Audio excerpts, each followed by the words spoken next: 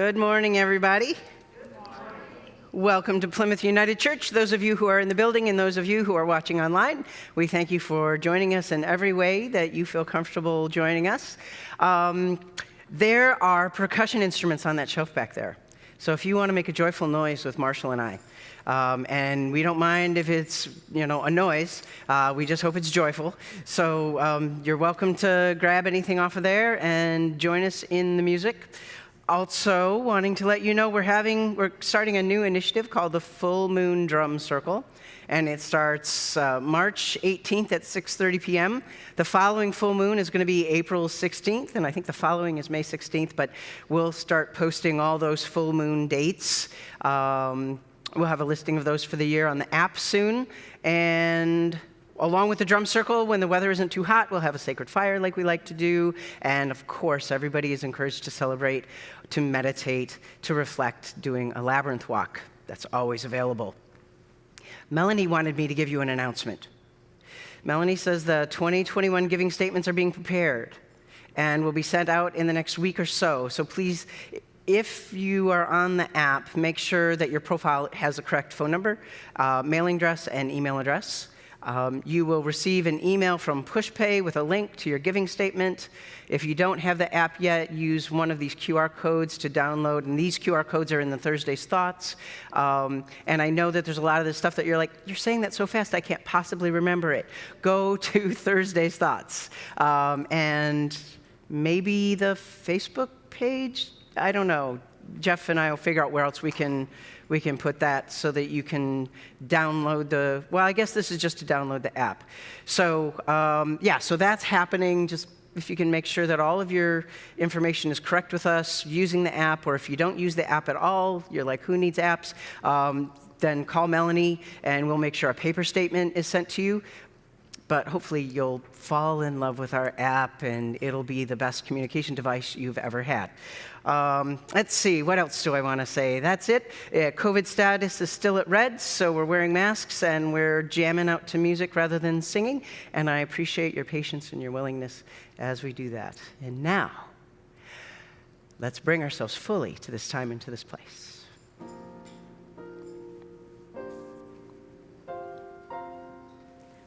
Last night was a particularly stellar sunset. So I've been meditating on sunsets and sunrises.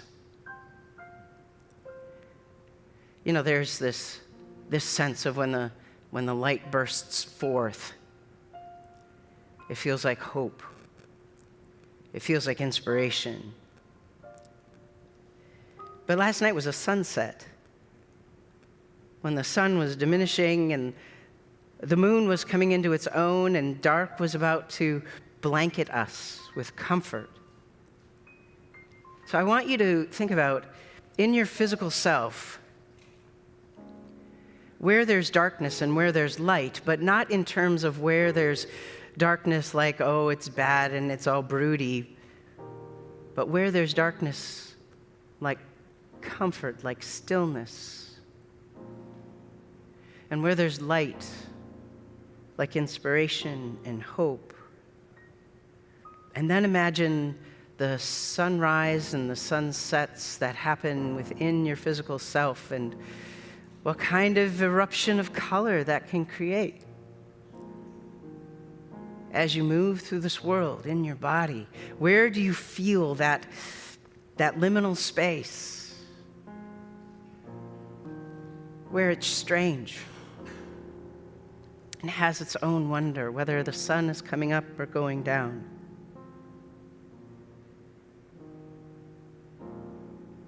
How about in your mind, in your thinking?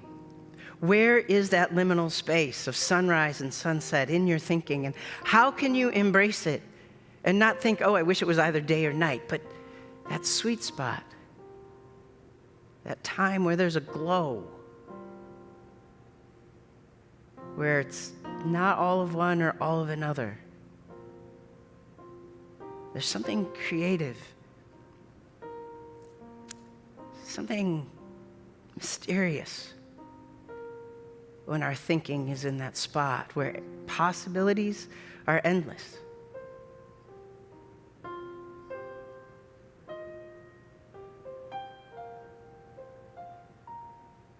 How about in your emotional self?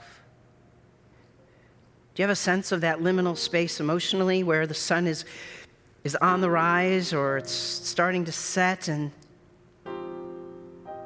the landscape of your emotions turns a little wild? And is it wonderful, or what is it?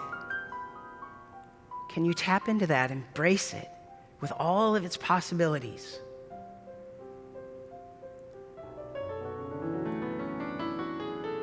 With the explosion of who you really are on so many different levels emotionally, and how that intersects with your thinking and with your body. And then moving to your spirit. Where is the sun rising and setting in your spirit? When you look out on the horizon of your spiritual self and you see the textures,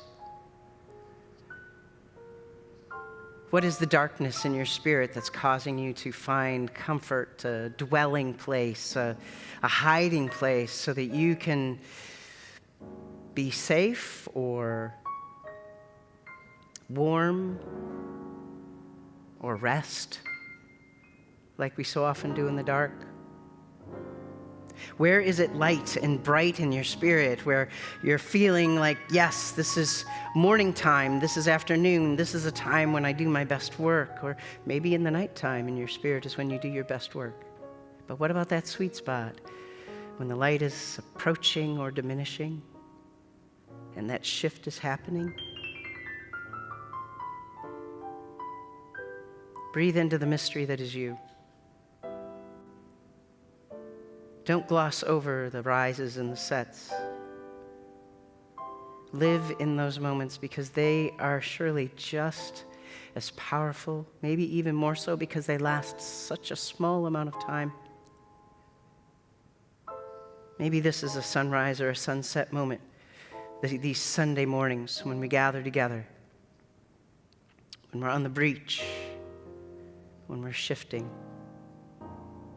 As we gather together here on purpose, let us breathe in fully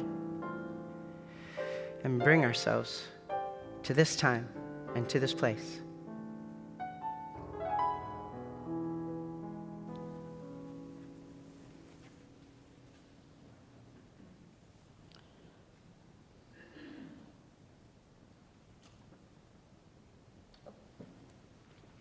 I don't know what happened. It's okay.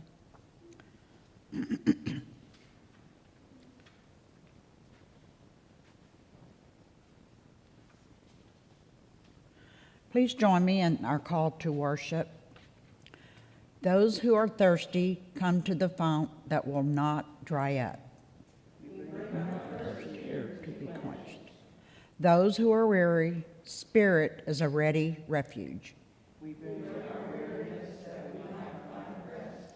Those who feel lost, come to the one who knows the way.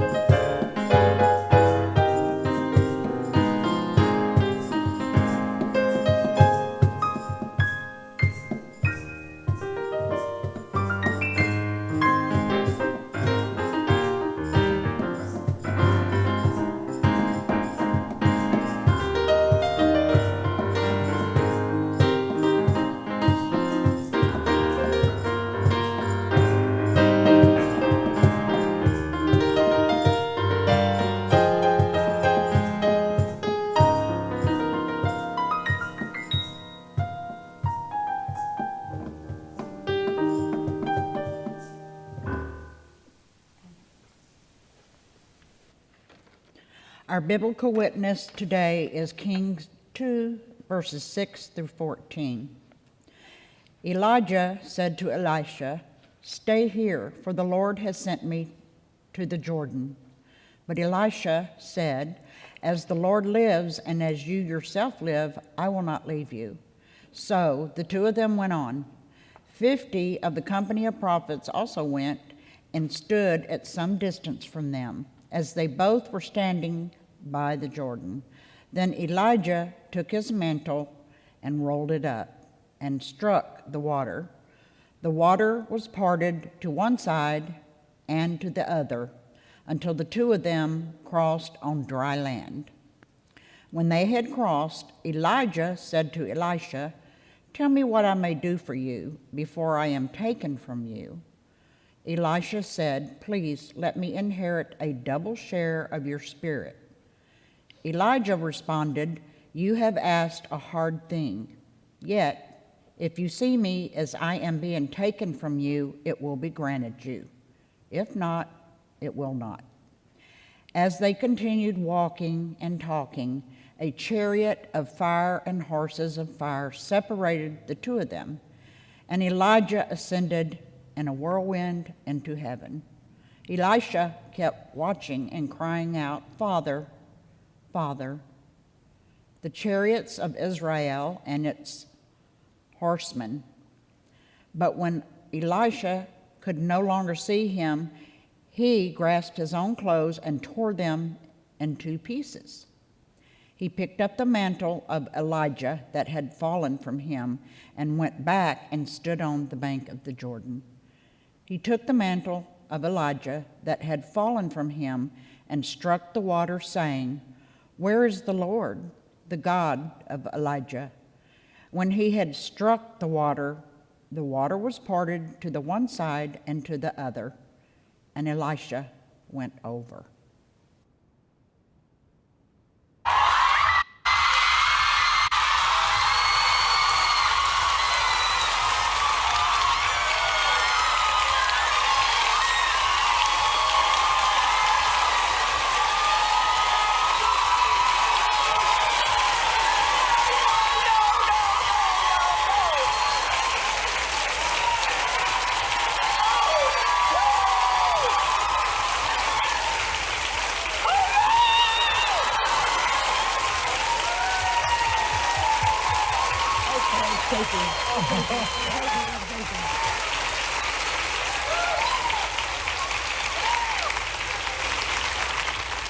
I wrote something for your anniversary, and I came to read it to you, Okay. if that's okay. All right. All right. You want me to stand here? Yes. Okay. Okay. The element of genius. Indeed, does genius have a shape or a form? If we cannot spot it by size or shape, then how do we know we're in its presence? Might we have been privileged to witness moments of genius in Oprah Winfrey's vision over these past 20 years,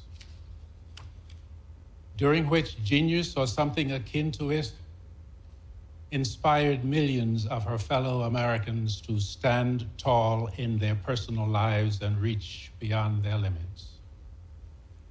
That genius is echoing still in the hearts and minds of the many who were encouraged to nurture the goodness in themselves and ready themselves to take the reins of their lives into their own hands and hold them firmly and have a say in what direction their journey through life should take.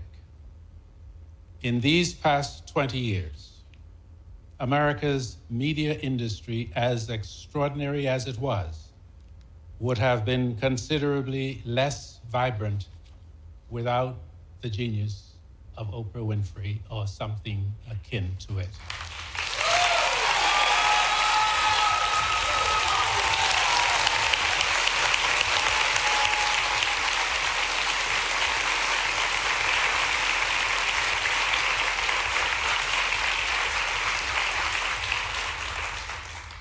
As an audience, you have seen her vision on your screens. As a friend, I have seen it in action. For 20 years, it has remained something to behold.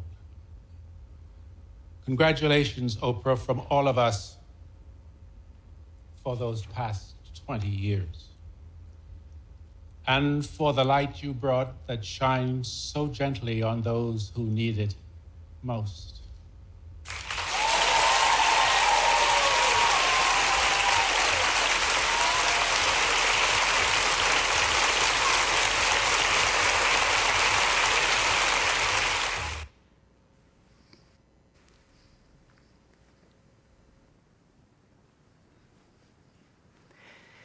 That video always gets to me. I've watched it many times, and it never ceases to get to me. Who is your shiro, or who is your hero? Who is the one whose spirit or essence or soul makes you feel alive? Oprah Winfrey looked up to Sidney Poitier, which is, putting it mildly, compared to how she expressed her adoration of him. When he came onto her show as a surprise, you can see she's absolutely beside herself. And what does he do? He blesses her. He blesses her with his words, with his expression of being a witness to her power, her influence, and her leadership.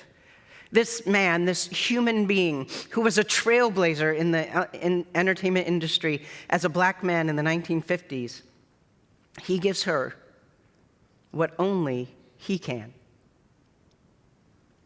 Over 20 years ago, Oprah Winfrey wrote, "I am 10 years old. Black people are still colored," and it's in quotes. "And colored folks don't ride in limousines unless their kinfolk have just died. I press my knees into the cold linoleum and stare into our RCA black and white TV. My mouth falls open as a towering Sidney Poitier steps from a limo and into the Academy Awards." When Oprah interviewed him, she said to him, "In my spirit, I knew that because you had won the Oscar, I too could do something special. And I didn't even know what it was. I thought, if he can do that, I wonder what I can be." Instead of just basking in the glow of her words, Sidney Poitier, when he gets the chance, he blesses her. Can you imagine someone who inspired you to take the steps you have, giving back to you in that way by recognizing your power, your influence, honoring you with their greatness without diminishing their own? Who would it be?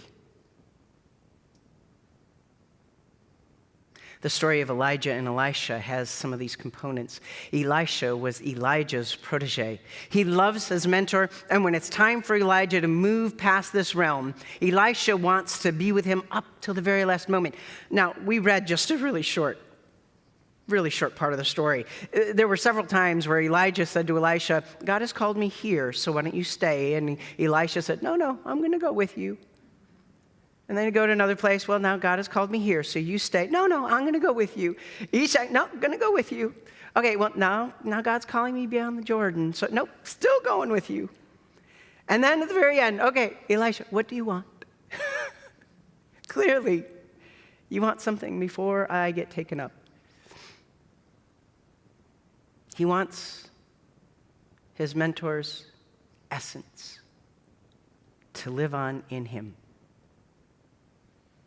This transference of blessing is a holy and sacred act. It's also a deep human desire. We might not always call it a blessing, especially if we think the idea of blessing is only a religious kind of a thing. That only happens in religious context. At its core, though, a blessing is transferring a positive power or an affirmation through words or actions. Now, not many of us are Elijah or Sidney Poitier, let alone and many of us being Oprah Winfrey or Elisha. Still, we have the desire to be blessed. And though we might find it hard to believe, we have within us the power to bless. The power to recognize the worth of someone else and to let them know we see it so that they can see it in themselves. Our faith teachings are filled with the importance of blessings, of being blessed and of giving blessings. Our language has evolved, and it seems like now we think of blessings in terms of our divine beloved bestowing us with blessings of good fortune or experiences of peace at hard times. Oh, haven't I been blessed today? I got through all the green lights. Kinda. Those types of blessings, they're good and they're true and they always have been. But there's more to it than that. We are all powerful with our speech and our actions. Every day we have opportunities to bless. Every day we also have opportunities to curse. And I'm not just talking about those bad words. Cursing is putting someone down, shutting them out, amplifying their errors, or just plain being mean. We can curse people from afar. We can curse people online. We can curse them in person. We tend to curse people online and from afar more than we do in person, though.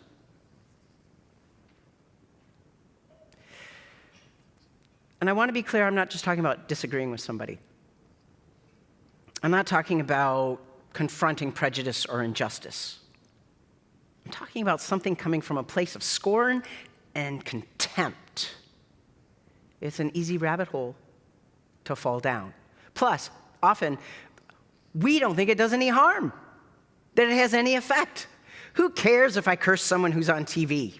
Who cares if I make a careless, angry comment on social media? No one pays attention to me anyway. I'm not important. What does it matter what I say and do? But you are important.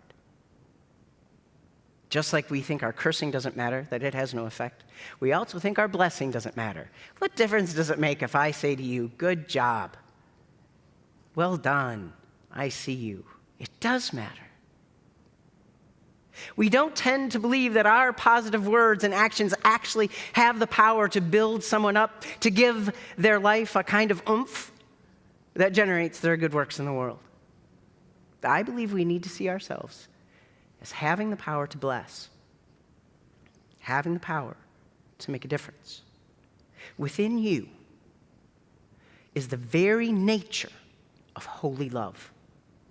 All right, I want you to just think about that for a second. Within you is the very nature of holy love. You contain that kind of power. What are we going to do with it?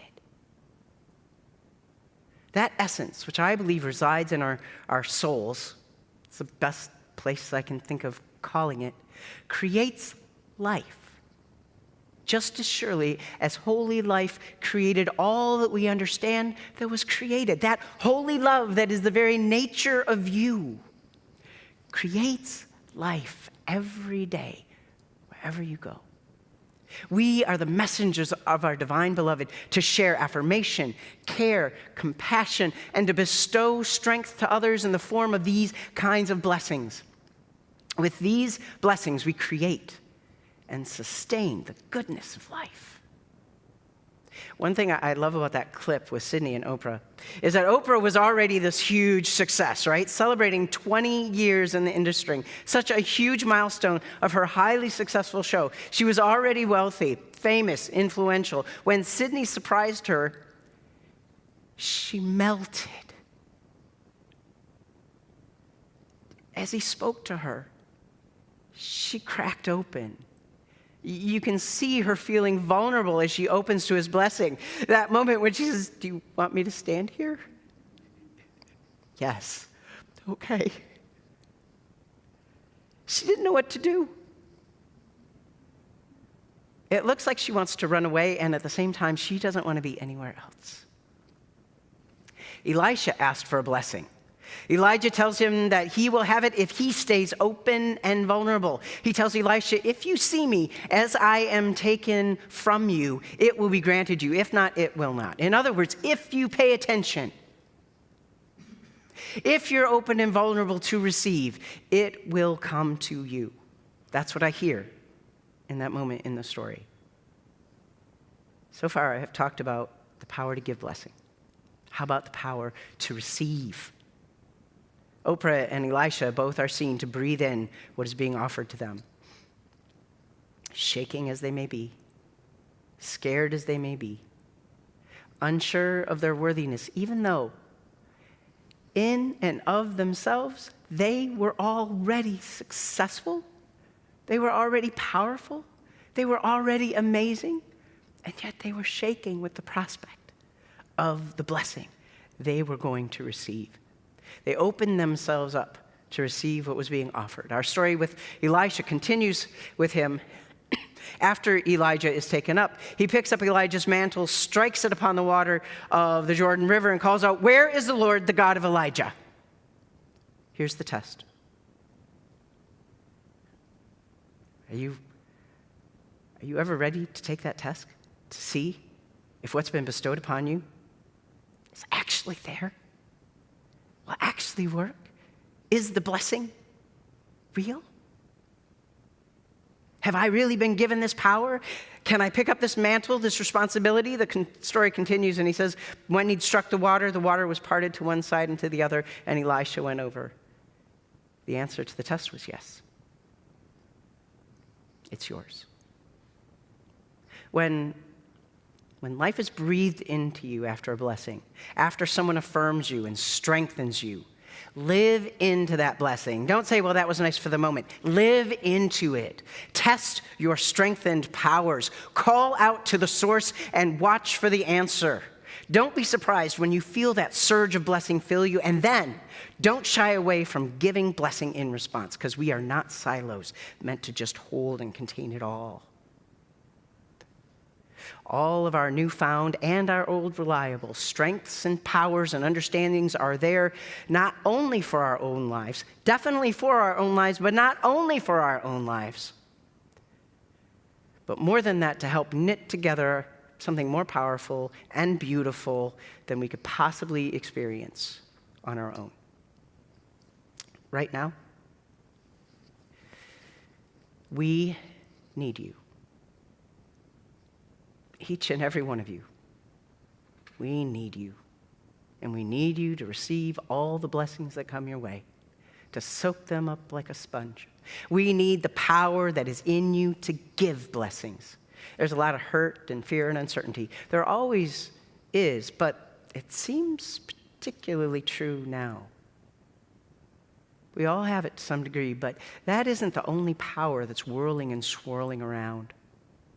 The power to bless, to give, and to receive is way stronger than anything that's negative swirling and whirling around. So tap into it.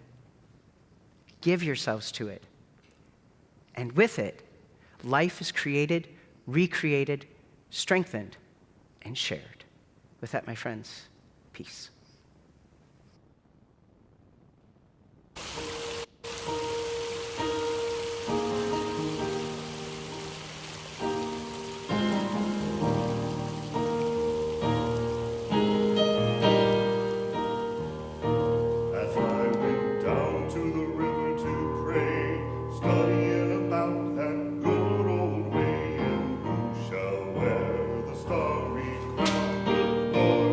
Show me the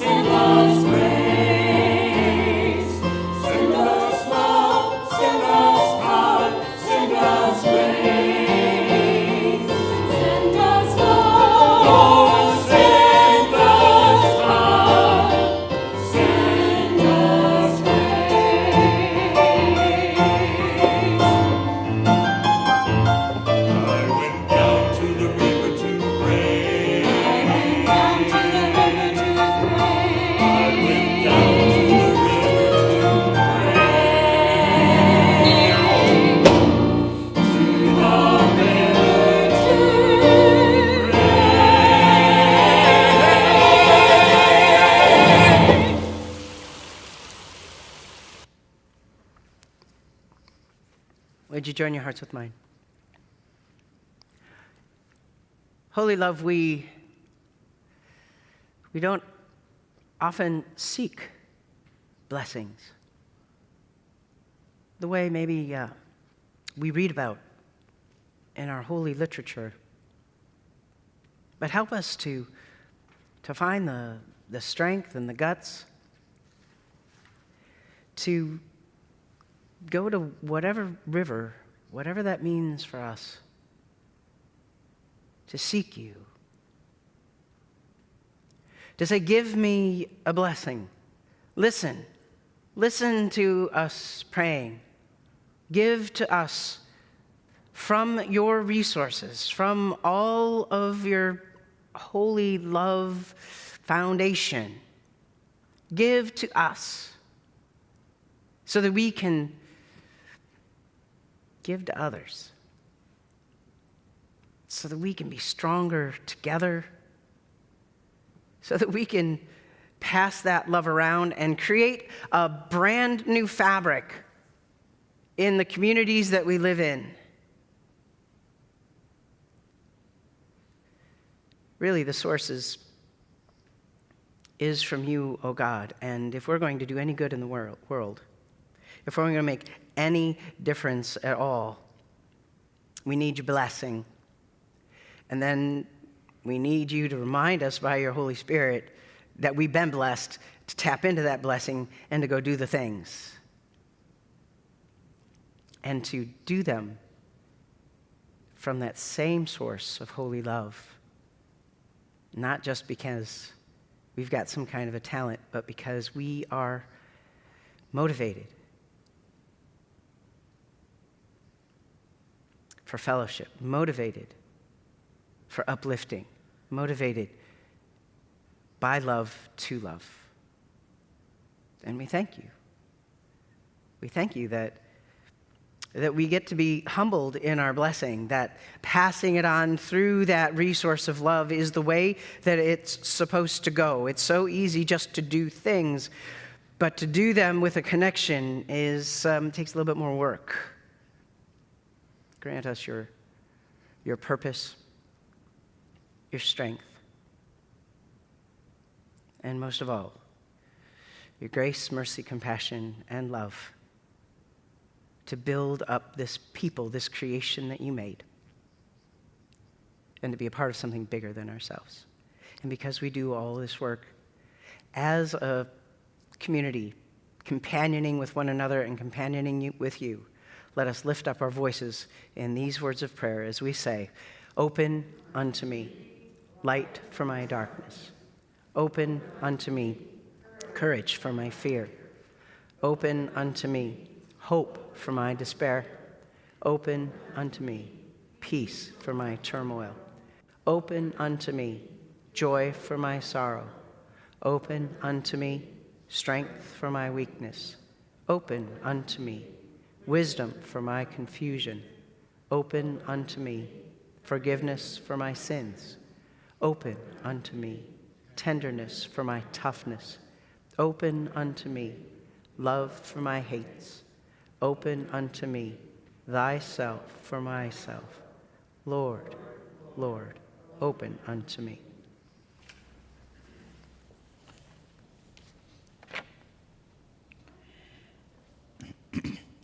Each week, we collect 2 offerings. One is for the church, which goes into our general fund for the running of the church and our ministries. The second is the loose offering, which is sent to a designated charity which changes each week. If you brought your offering in person today, you're welcome to drop it in the offering box in the back. It's the glass church near the doors to the narthex. Our loose offering for today will go to Equal Justice Initiative, which is committed to ending mass incarceration and excessive punishment in the United States, to challenging racial and economic injustice, and to protecting basic human rights for the most vulnerable people in American society. If you would like to give to our general fund, to the loose offering, or to both, you can use bill pay from your bank. You can send us a check, use the Plymouth app, or use push pay according to the directions on your screen. As always, thank you for supporting Plymouth and the ministries of the loose offering.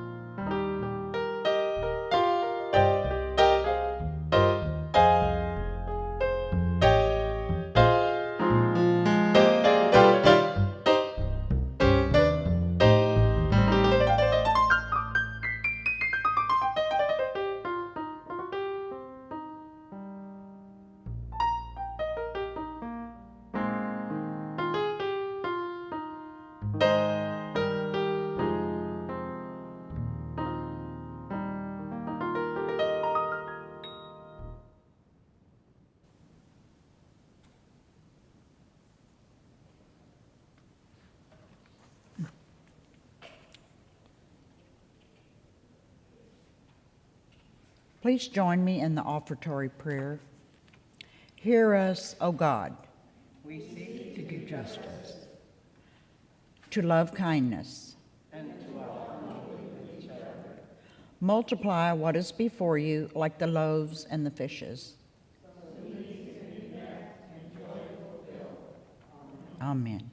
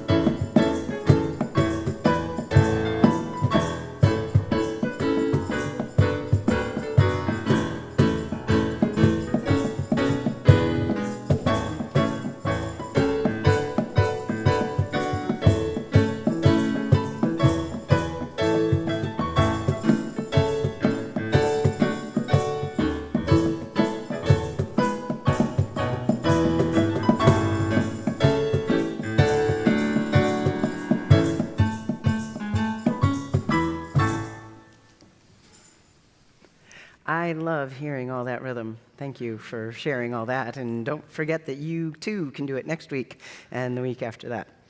So let us go from this moment to whatever it is that you have next. This is kind of the sunset, sunrise of the service, this liminal space where we're breathing in from this moment and imagining ourselves doing the thing that happens next, but knowing that you carry with you this moment. You don't just leave it behind in this room. This room doesn't hold all that happened here. You take it out with you into every space that you go. Whenever you look in the mirror, you take this moment with you. Whenever you look into somebody else's eyes, this moment is now a new part of you. So go forth into the big, beautiful world that we call home in the strength of whatever blessings you receive, that you've received in the past, or maybe you received today, or maybe that you will receive out in the narthex when you talk to somebody. Go forth in the power of your own to bless, to give, to offer, to strengthen. Go forth knowing that there is more to you than you can imagine or think, because God created you, and the very essence of you is holy love. Go forth in peace and as peacemakers.